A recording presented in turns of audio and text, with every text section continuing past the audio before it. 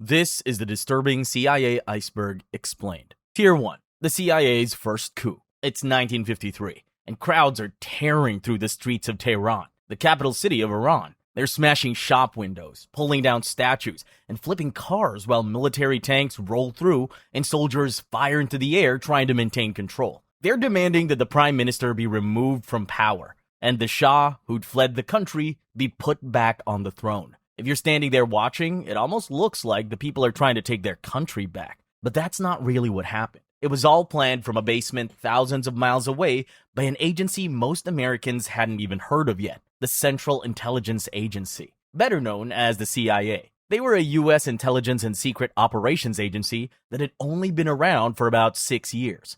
Yet somehow, they were already pulling stunts most people would swear no government could. To understand how they managed it, you have to go back to the end of World War II. During the war, American intelligence was a mess. Multiple agencies had picked up on suspicious activity from Japan, but none of them were sharing what they knew. Japan eventually launched a surprise attack on a U.S. military base in Hawaii that killed over 2,400 Americans, and nobody had done anything to prevent it. By 1946, the Soviet Union had started taking over countries in Eastern Europe, and American officials realized they couldn't afford to be caught off guard again. So in 1947, President Truman created the CIA to gather foreign intelligence and deliver it to him in a clear, coordinated way. Once it was set up, the CIA grew quickly. By 1949, Congress had passed a law letting them hide their budget, keep their staff numbers secret, and spend money without the kind of oversight every other federal agency had. The result was an agency that could do almost anything without having to tell anyone.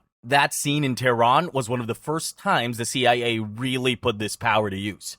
For decades, a British company called the Anglo-Iranian Oil Company had controlled Iran's oil industry under a deal that sent most of the profits back to Britain, while Iran barely saw any of it. When Iran's Prime Minister Mohammad Mossadegh tried to take back control, Britain went to the Americans and framed Mossadegh as a communist threat. The CIA bought it, concluded that he needed to be removed, and sent a senior officer named Kermit Roosevelt into Tehran to run the operation. The CIA's first move was to get the Shah, Iran's king, to officially fire Mossadegh. Mossadegh found out and announced on public radio that he had stopped a coup. The Shah panicked and fled the country. At that point, the CIA headquarters assumed the operation was dead, but Roosevelt kept going.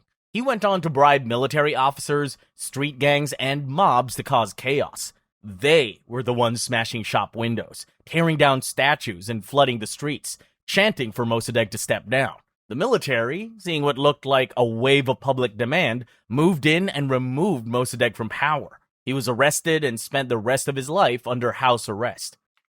The murder of Patrice Lumumba. It's June 1960, and a 34-year-old man named Patrice Lumumba is standing at a podium in the capital of the Congo. He's the country's first democratically elected prime minister, and he's giving a speech nobody in the room expected. He calls out decades of suffering under Belgian colonial rule, and promises that things are about to change. For the first time, the company's future feels like it belongs to its own people. But the CIA had other plans. Lumumba gave that speech on June 30, 1960, the same day Congo gained its independence from Belgium after nearly 80 years of colonial rule. Within a week, the country was already in crisis. On July 5, Congolese soldiers turned on their Belgian officers after realizing independence hadn't come with promotions, better pay, or any real change. Belgian civilians were attacked, properties were looted, and thousands fled. Belgium sent troops back in without asking permission, claiming they were protecting their people. Then on July 11, Katanga, one of Congo's richest provinces, broke away with Belgian backing. Lumumba's country was falling apart before he even had a chance to lead it. He asked the United Nations for help. They showed up, but slowly, and didn't do nearly enough. He reached out to the United States, but Washington wasn't interested. The Eisenhower administration already saw Lumumba as a problem. His speech didn't go down well with Western leaders. The CIA was labeling the situation as leaning toward communism, and the Congo was sitting on uranium deposits the U.S. needed for its nuclear program. Nobody in Washington wanted a leader they couldn't control on top of that. So when Lumumba turned to the Soviet Union for help, that was enough to seal his fate. The CIA's first plan was to poison him. A chemist named Sidney Gottlieb flew to the Congo carrying a vial of poison meant for Lumumba's toothbrush or food. Nobody could get close enough, so they went another route. The CIA station in Congo, Chief Larry Devlin, funneled thousands of dollars to Congolese politicians and military leaders who opposed Lumumba. He also reached out to an army colonel named Joseph Mobutu, who the CIA had been grooming to take over. In September 1960, Mobutu staged a military takeover and removed Lumumba from power. Lumumba was then placed under house arrest, but even there, he stayed in contact with allies, and his supporters in Stanleyville were building a rival government around his name. On November 27, Lumumba escaped, hidden in the back of a car heading for Stanleyville, but he didn't make it. Mobutu's forces caught him on December 1 near a village called Lodi. He was beaten and thrown into a military camp. On January 17, 1961, they put him and 2 companions on a plane to Katanga, the same province that had broken away weeks after independence. Katanga's leader, Moise Tshombe, had been one of Lumumba's fiercest enemies since the split, and everyone involved knew sending him there was a death sentence. Lumumba and his companions were beaten and tortured on the plane. When they landed, all 3 were lined up and shot dead by a firing squad under Belgian supervision. The Bay of Pigs invasion. It's April 1961, and a group of armed men are climbing out of boats onto a beach on the southern coast of Cuba. They've been trained, armed, and promised air support by the CIA. Their mission is to overthrow the Cuban government. What they don't know was that the whole operation was doomed from the start. The air support had been canceled. The enemy knows they're coming, and some of the men standing next to them are spies.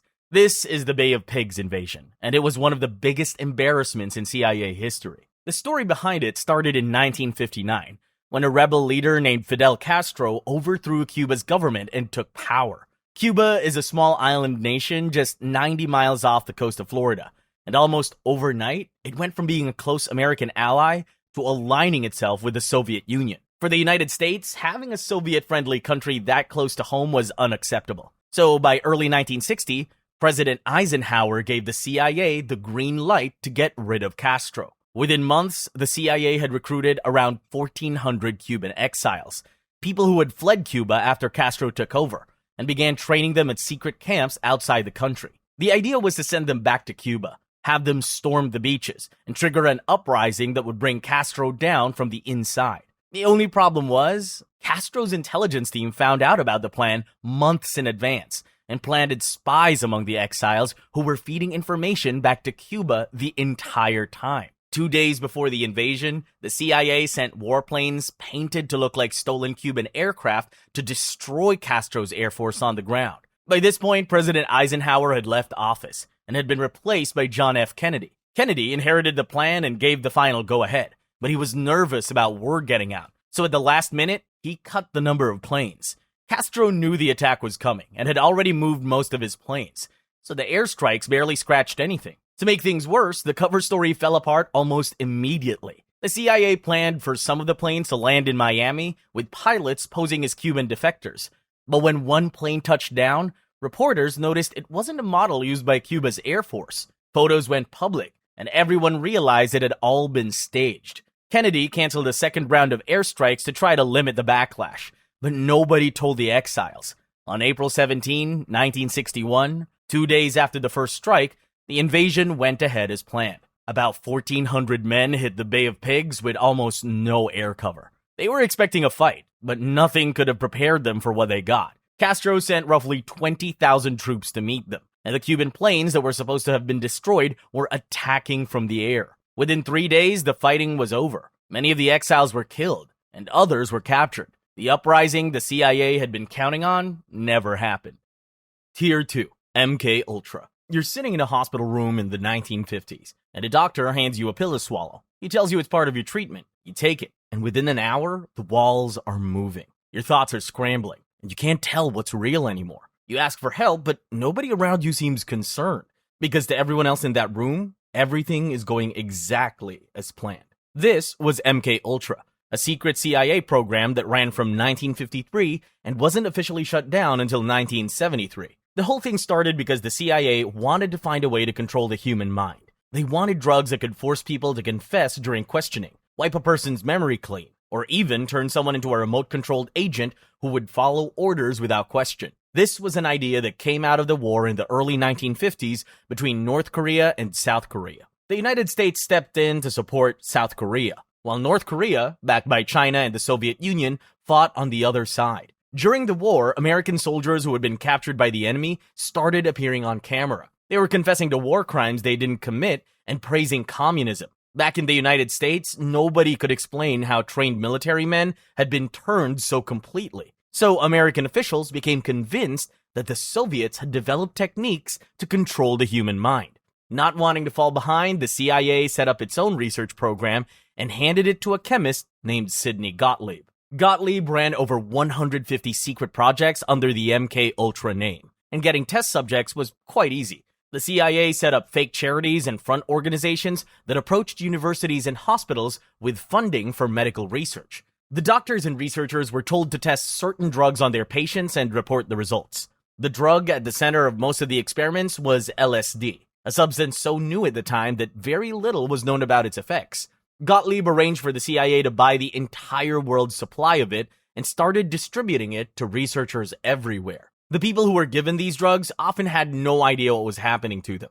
They would lose track of time, hallucinate for hours, become convinced they were losing their minds, and in some cases, never fully recover. In one case, a patient at a hospital in Kentucky was given LSD every single day for 174 days straight. That's nearly 6 months of having your mind messed with on a daily basis. Also, a group of government scientists could take notes. For over 20 years, none of this was public. The program ran in complete secrecy, and the CIA intended to keep it that way. But in 1973, with government investigations into CIA activities starting to close in, Director Richard Helms ordered almost all MKUltra records destroyed. When Congress finally held hearings in 1977, former agents sat in front of lawmakers and claimed they couldn't remember the details. The only reason the public even knows about the program at all is that a small batch of financial records survived by accident.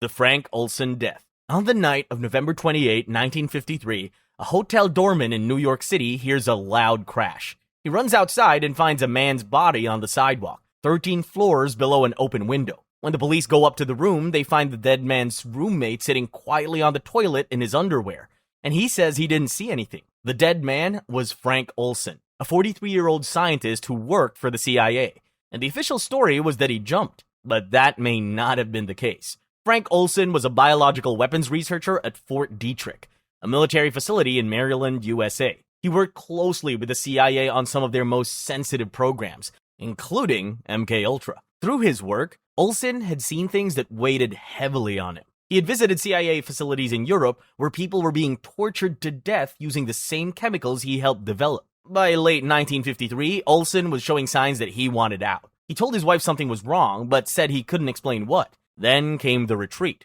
On November 19, 1953, Olson and several other scientists were invited to a gathering at a cabin in rural Maryland. In the evening, a CIA officer named Robert Lashbrook slipped LSD into the after-dinner drinks without telling anyone. The purpose was to see how these men handled themselves under the effects of the drug, and to find out whether Olson, who the CIA considered a possible security risk, might reveal anything he shouldn't. Over the following days, Olson started falling apart. He was hearing voices, throwing away his wallet and personal belongings, and telling people he made a terrible mistake. He tried to resign from his job, but the CIA wouldn't let him walk away. Instead, they sent him to New York, supposedly to see a doctor. But the doctor also happened to be running his own LSD experiments for the agency, so all he did was continue to observe Olson. 9 days after being drugged at that cabin, Olson was found dead on a New York sidewalk. He had fallen from the 13th floor window of his hotel room. His roommate that night was Robert Lashbrook, the same CIA officer who had slipped the LSD into his drink. When police interviewed Lashbrook, he said he heard a crash but didn't see anything. The CIA concluded that Olson jumped and shut the case down immediately. His family was told he died from work-related stress, and for over 2 decades, that was the end of it. Then, in 1975, a government investigation into the CIA's past activities published a report. In it, they mentioned an unnamed army scientist who had been secretly given LSD and died days after. Olson's family read it and immediately knew it was about him. They went to the CIA demanding answers, threatening to sue, and the story hit the newspapers. Facing public backlash, President Gerald Ford invited the family to the White House to personally apologize, and the government paid them $750,000. Operation Mockingbird. You pick up a newspaper in 1955, and right there on the front page is a bold headline written by a journalist you recognize. It's about a foreign government cracking down on its own people. And as you read through it, you find yourself getting more convinced with every line that something has to be done about them. By the time you're done, your mind is made up. That reaction, the one you just had, is exactly what the CIA was aiming for. That's what Operation Mockingbird was about. Operation Mockingbird was a CIA program that started in the late 1940s. And the goal was simple: control what the public knew by controlling the people who gave out information to them. A senior CIA official named Frank Wisner built the whole thing. The agency quietly recruited journalists, editors, and media owners across the country and overseas. People who could be called on to write stories, kill stories, or push whatever version of events the CIA needed out there. According to a 1977 investigation by reporter Carl Bernstein, over 400 journalists had secretly carried out work for the agency. Some wrote planted stories. Others handed their notebooks directly to CIA officers. A few were full spies operating under the cover of being reporters. The list included people at the New York Times, Time Magazine, and CBS. The program ran for nearly 30 years before Congress started poking around in the mid-1970s with a church committee. By then, the whole operation, along with the CIA's other global propaganda work, was costing American taxpayers about $265 million a year. In 1976, the CIA finally announced they'd stopped working with journalists. But by that point, they'd already spent decades deciding what Americans could see, hear, and believe. The Overthrow of Guatemala. It's 1952, and a farmer in Guatemala, a small country in Central America, is being handed a piece of land for the first time in his life. His family has worked other people's fields for generations, but under the country's new president, Jacobo Arbenz, unused farmland is being taken from wealthy landowners and given to poor families like his. In a country where most of the population can barely read and has never owned anything, this feels like the beginning of something real. But it didn't last. And of course, the CIA had something to do with it. Arbenz was handing land to people who actually needed it. But that didn't sit well with the people who had the most to lose.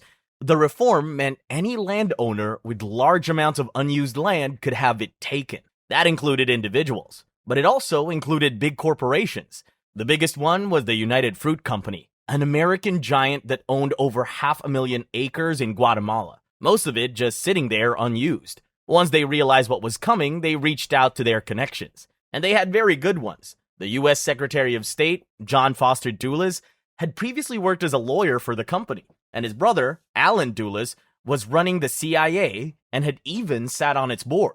Together, the brothers pushed the Eisenhower administration to label Arbenz a communist threat, and within months, the CIA had approval to remove him. The CIA called the operation PB Success and started training a small force made up of Guatemalans who had fled after Arbenz came to power. Most of them were former military officers and political opponents who wanted him gone. By June 1954, they decided it was time to move, so the force crossed back into Guatemala. They didn't get very far before the real plan kicked in. The invasion itself was never meant to win anything. It was there to draw attention, while the CIA handled the real work behind the scenes. They sent planes to bomb fuel supplies and military targets near the capital, and flooded the radio with fake news reports claiming a massive army was closing in on the city. The goal was to make it look like the government was about to fall, so that the Guatemalan military would panic and turn on Arbenz themselves. And that's exactly what happened. Arbenz resigned on June 27, 1954, and was replaced by a military dictator handpicked by the CIA. After the coup, things in Guatemala got worse fast. The new government reversed all of Arbenz's land reforms, stripped voting rights from much of the population, and began rounding up anyone suspected of opposing the new order. Over 9,000 people were arrested in the weeks after the coup. But it didn't stop there. The coup set off a civil war that dragged on for 36 years. During that time, the Guatemalan military, backed and trained by the United States, carried out a brutal campaign of mass killings. By the end of it, over 200,000 people had been killed or reported missing. CIA's drug smuggling. It's 1970, and a small plane touches down on a mountainside in northern Laos. A group of local farmers are already waiting with sacks of cargo, and the moment the plane lands, they start loading it up. If you're watching from a distance, it looks like a normal supply run, just farmers trying to get their goods to market. But the plane belongs to an airline secretly run by the CIA. And what's inside those sacks is the last thing you'd expect the US government agency to be moving around. Air America was a passenger and cargo airline that the CIA secretly purchased in 1950. On the surface, it looks like any other commercial airline operating in Asia, but behind the scenes, it was the agency's private air force, used to fly weapons, supplies, spies, and soldiers into places the US military couldn't officially go. At the time, Laos was caught in a civil war. Their government was struggling to hold off a communist group called Pathet Lao, who wanted to take over the country. And like most communist movements during the Cold War, the Pathet Lao had the backing of the Soviet Union. The US didn't want another country failing to do communism, but officially, they weren't supposed to be involved at all, so the CIA went in quietly. They recruited tens of thousands of Hmong tribesmen from the northern mountains, armed them, trained them, and turned them into a secret army. The whole thing became known as the Secret War, because the American public had no clue it was happening. And just when you think it couldn't get any messier, it did. There was another side to the agreement that nobody was supposed to talk about. The Hmong people had been growing opium poppies for generations, and it was their main source of income. When the Pathet Lao captured the only flat land in the region where planes could land, the Hmong lost their only way of getting the crop to the market. So Air America stepped in. Alfred McCoy, an American historian with ties to Yale University, went to Laos himself to investigate what was going on. After interviewing 250 people, including farmers, military officials, and former CIA officers, he documented the whole thing. According to his research, the airline's helicopters collected opium harvests from mountain villages and flew them to the headquarters of General Vang Pao, the CIA's main military partner in Laos. From there, the opium was processed into heroin at a nearby lab, sold across Southeast Asia, and the profits helped fund the war effort. Naturally, the CIA has never admitted to any of this. Their official position has always been that Air America was not involved in the opium trade, but former CIA officers who worked in Laos, former Air America pilots, and multiple investigations have said otherwise. At the very least, the agency knew exactly what was happening and chose to look the other way. The Hmong were doing the fighting and dying for them, and opium was paying for it. When the war ended in 1975, Air America was quietly shut down. The pilots and staff were sent home with no benefits, and no proof they had ever worked for the government at all. Tier 3. The Crack Cocaine Epidemic. It's the late 1980s, and you're standing on a street corner in South Central Los Angeles. You see a teenager, barely old enough to drive, hand a small rock of something to a man twice his age in exchange for a crumpled bill. You know it's crack cocaine, because this same exchange is happening on every other block in the neighborhood. Everyone knows this substance is destroying the community. What nobody knows yet is where it came from. And when one journalist finally traced it, the discovery cost him everything. In August 1996, a journalist named Gary Webb published a series of articles in the San Jose Mercury News called Dark Alliance. By that point, crack cocaine had been tearing through black neighborhoods across the United States for nearly a decade. The drug was cheap, highly addictive, and everywhere. People were losing their jobs, their families, and their minds. Crime was through the roof, and young black men were being locked up by the thousands.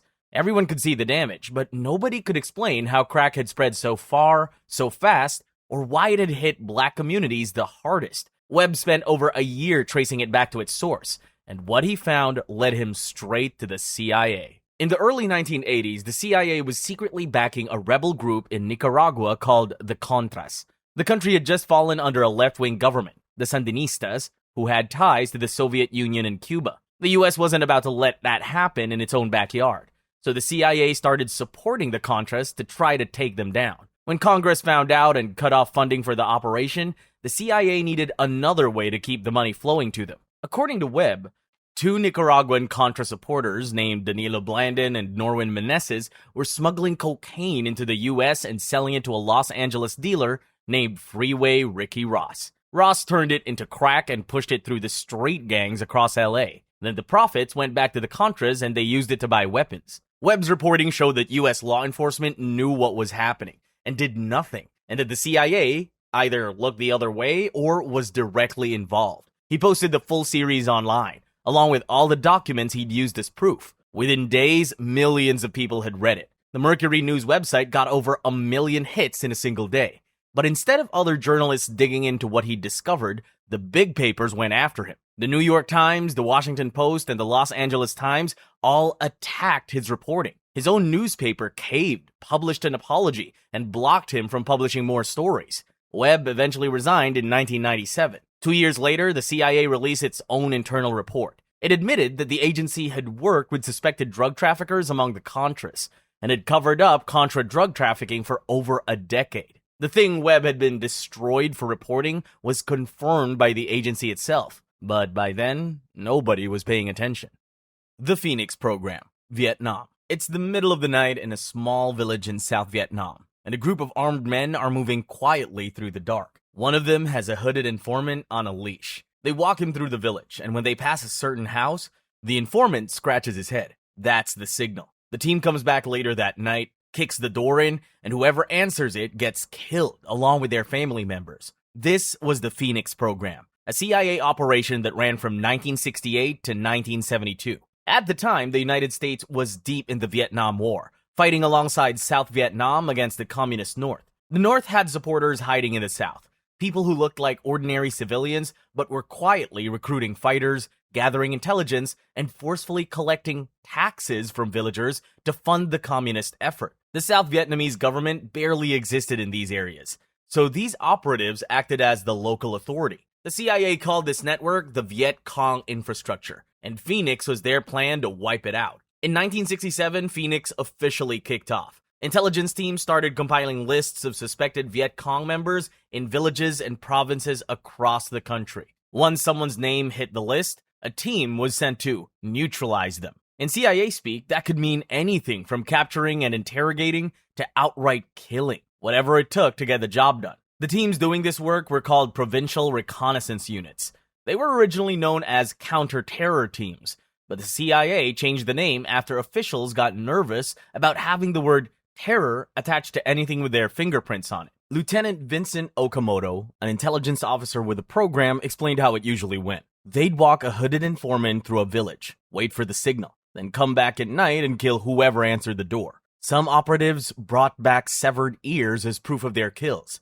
Those who were taken alive ended up in interrogation centers run by South Vietnamese forces under CIA supervision. One of the most disturbing operations tied to the program took place in February 1969. A Navy SEAL team went into Thanh Phong, a small village in South Vietnam, to assassinate a local Viet Cong leader, but they never found him. Instead, they killed around 20 unarmed civilians, mostly women and children, under suspicion of being part of the Viet Cong. Their team leader, Bob Carey, received a Bronze Star for the operation and went on to become a U.S. Senator. What actually happened in Thanh Phong stayed buried for over 30 years, until the New York Times investigated in 2001. By the time the Phoenix program ended, the CIA's own numbers said over 81,000 people had been neutralized, with over 26,000 killed. Congress eventually pressured the CIA into shutting it down, but by then, thousands of people with no real connection to the Viet Cong had already been swept up, tortured, and killed based on nothing more than a name on a list. Operation Chaos. It's 1968 in the United States, and thousands of people are marching in the streets. They're protesting the Vietnam War, demanding equal rights for Black Americans, and pushing back against the government they feel has lost its way. To most people, this looks like democracy in action. To the White House, it looks like a problem. And to the CIA, it became a mission. The program was created under President Lyndon Johnson, who was convinced that the growing wave of anti-war protests and civil rights demonstrations wasn't just coming from ordinary citizens. He believed foreign governments, specifically the Soviet Union and China, had to be pulling the strings from behind the scenes. So he ordered the CIA to find the proof. But there was one major issue with that. The CIA was created to operate overseas. Its own rules, set out when the agency was founded in 1947, made it clear that spying on American citizens inside the United States was not part of its job. That was the FBI's territory. But the White House didn't care, and the CIA went along with it. Under the direction of CIA Chief Richard Helms and counterintelligence head James Angleton, the agency set up a special unit and got to work. CIA agents were sent to college campuses across the country, where they learned the language and culture of the protest movement so they could blend in. Once they had built up their cover, some were sent overseas to track American activists traveling abroad and looking for ties to foreign governments. Others stayed home and kept feeding information back to the agency. Over time, the program grew far beyond the anti-war movement. The CIA began watching civil rights groups, black nationalist organizations like the Black Panther Party, the Women's Liberation Movement, and even Jewish community groups and the Israeli embassy. After years of spying on their own citizens and building files on thousands of people, the CIA's own reports kept saying the same thing. There was no evidence of foreign influence behind any of it. American citizens were protesting because they genuinely disagreed with what their government was doing. But President Johnson rejected those findings, and so did President Nixon, who expanded the program after taking office. The answer they wanted never came, but the spying continued anyway. The program was finally exposed in 1974, when journalist Seymour Hersh published a front-page story in the New York Times revealing what the CIA had been doing. Congressional investigations followed, and the program was officially shut down after being ruled to have exceeded the CIA's legal authority. By then, 7 years of surveillance had built up over 7,000 files and an index covering 300,000 people who had done nothing but exercise their right to disagree with their own government. CIA black sites. Imagine you're a bus crossing the border from Serbia into Macedonia on New Year's Eve 2003. You get pulled aside by border officials, and within hours you're locked in a hotel room in the capital with no phone, no lawyer, and no clue what's going on. Then a group of men show up, beat you, strip you naked, and shove you onto a plane. When it lands, you're dragged into a concrete cell with no windows, no light, and no idea which country you're even in. That's exactly what happened to Khalid El-Masri, a German citizen, when the CIA took him to a secret prison in Afghanistan known as the Salt Pit. After the September 11 attacks in 2001, which killed nearly 3,000 people, the CIA was given the green light to do whatever it thought was necessary to hunt down anyone connected to Al-Qaeda. Instead of sticking to normal legal limits, the agency built a network of secret prisons in places like Afghanistan, Thailand, Poland, Romania, and Lithuania. The governments in those countries quietly went along with it, even though most of them denied it for years. Prisoners were flown in from one location to another on unmarked places in what the CIA called extraordinary rendition, which is basically them admitting, in the most roundabout way possible, that people were kidnapped and moved across the world without anyone knowing. At least 119 men were held in these facilities, and many were grabbed based on thin or faulty intelligence. El-Masri was one of them. His crime was having a name that sounded like a suspected Al-Qaeda member. A CIA officer approved his capture based on what the agency later described as a hunch. Inside the salt pit, he was beaten, stripped, and photographed naked. He was then locked in a tiny concrete cell with nothing but a dirty blanket and interrogated repeatedly to get him to admit his crimes and ties to Al-Qaeda. But he had no ties to admit. He wasn't the person they were looking for. The CIA realized they had the wrong man within weeks of taking him. But even after they knew he was innocent, they kept him locked up for another 2 months because different departments within the agency couldn't agree on what to do with him. When they finally let him go, they didn't fly him home. They put him on a plane to Albania, dropped him in the middle of nowhere, and went, "Look, mistakes were made. Let's not dwell on them," and took off. They just ruined a man's life for a crime he didn't commit. But to the agency, it was just one of those things. In 2009, just 2 days after taking office, President Obama signed an order shutting the program down. But none of the people who were involved in running it have ever been charged with a crime. As of today, several of the men who were held and tortured in black sites are still sitting in a military prison in Guantanamo Bay, Cuba. Some have been there for over 20 years without ever being put on trial, because the moment they step into a courtroom, everything that was done to them comes with them. And that's not something the government is willing to risk. So instead, they just keep them locked up indefinitely. Tier 4. The Stargate Project. CIA Psychic Spying. It's the early 1970s, and you've just been recruited by the CIA. You have no combat training, no experience in the field, and you've never held a weapon. But none of that matters, because according to the agency, your mind can do something no spy satellite or undercover agent can. And they're willing to spend millions of taxpayer dollars to find out if they're right. That's how the Stargate Project was born. It started in 1972. After the agency got word that the Soviet Union was pouring tens of millions of dollars into research on psychic abilities. Whether or not the Soviets were getting results didn't really matter because, as it turned out, the one thing the CIA feared more than nuclear war was the possibility that the Soviets could read minds and they couldn't. So they launched their own program and started recruiting people who claimed they could see distant locations using only their minds. The technique was called remote viewing, and the process was simple. You got a set of coordinates, closed your eyes, and described what you saw.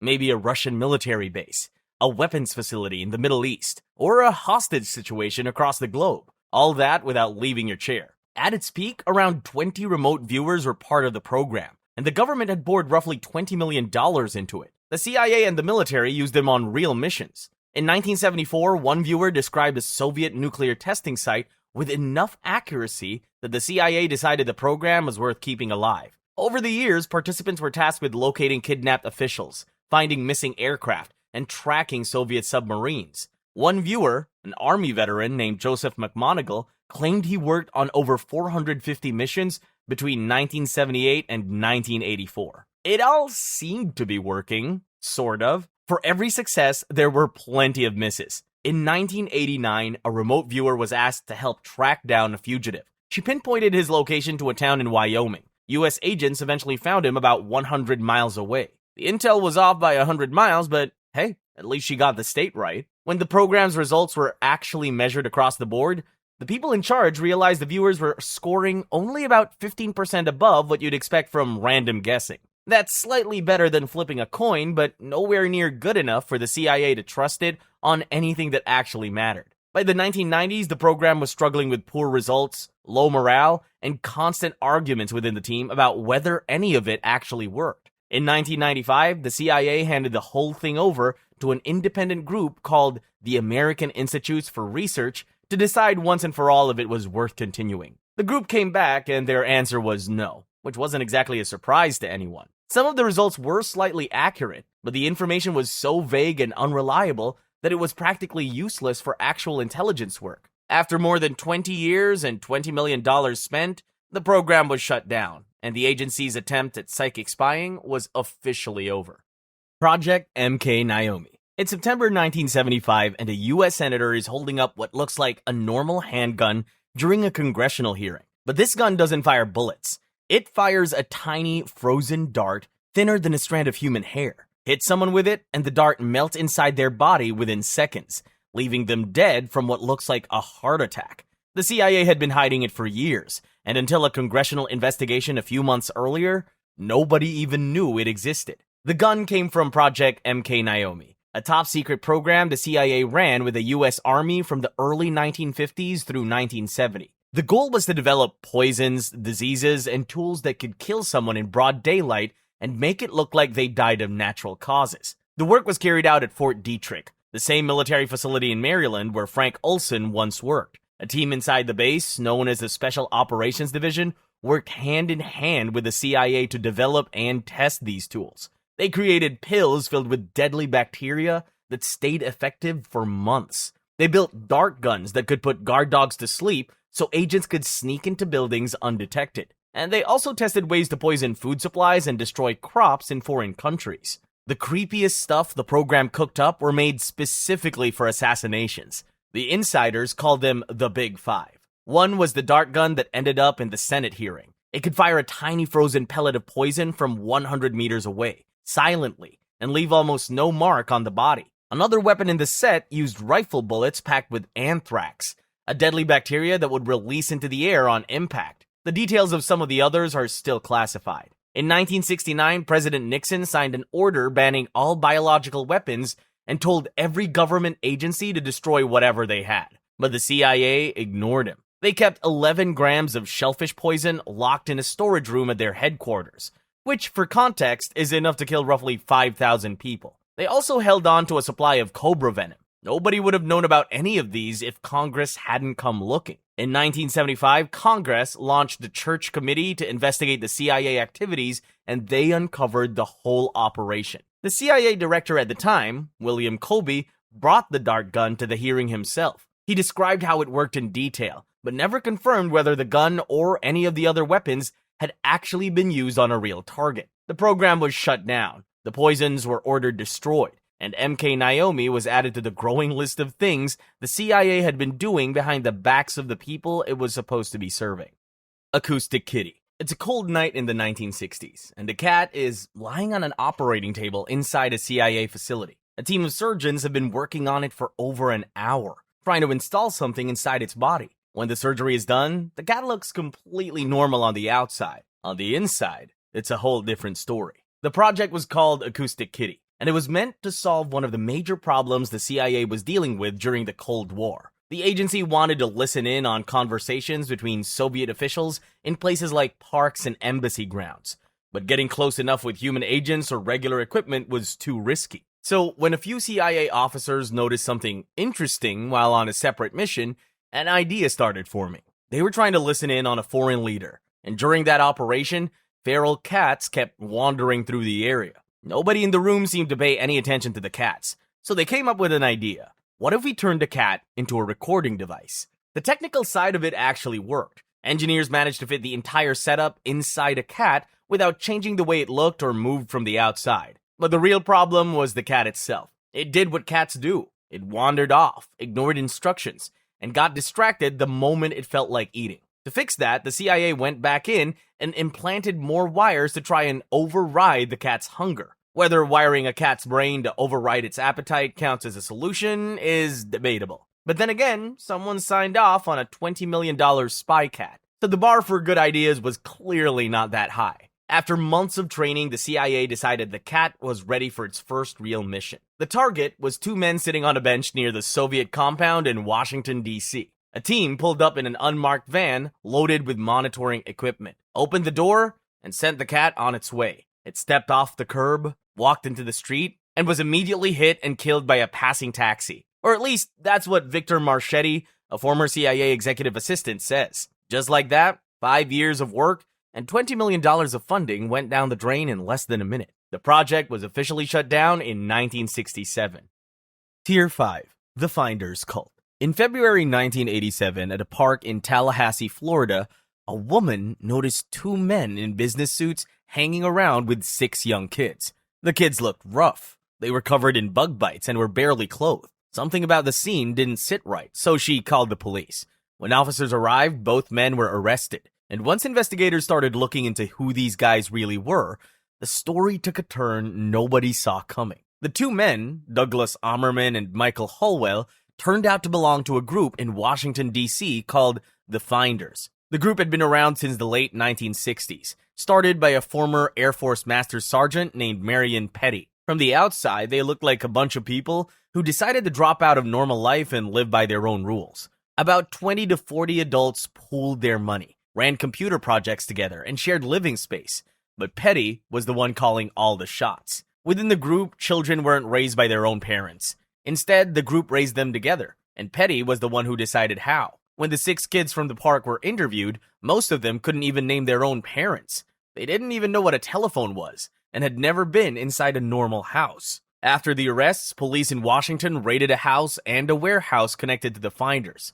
Inside the warehouse, they found computers, stacks of documents, photos of children without clothes, and a photo album showing adults in robes and children taking part in animal slaughter. U.S. Customs agents who helped with the search said they also saw documents that appeared to reference moving children internationally. Passports at the properties showed travel to places that were off limits at the time, including the Soviet Union, North Korea, and North Vietnam. None of that alone would have anything to do with the CIA, except Petty's wife had worked for the agency back in the 1950s and 60s, and his son had been with Air America, the CIA's secret airline in Laos. Within weeks, all charges against Ammerman and Holwell were quietly dropped. Somehow, the people in charge had decided that despite all the creepy stuff investigators found, the Finders were just a quirky, harmless community. Case closed. Except it wasn't. In 1993, a U.S. Customs report from the original investigation surfaced publicly. Special Agent Ramon Martinez wrote that when he went back to follow up on the case,